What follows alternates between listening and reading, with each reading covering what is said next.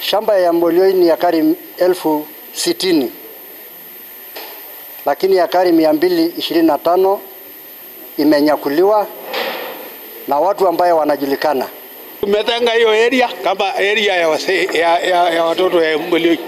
Kwa hivyo hiyo tumesema hatuwezi kukubali mtu mmoja kuchukua. Zile barua ambazo wametumia kunyakua hiyo shamba ni barua ambazo zote ni fake. Tumefuata wale ambao wanasemekana ambao walihusika, wameandika mabarua kukana kwamba wao wamehusika.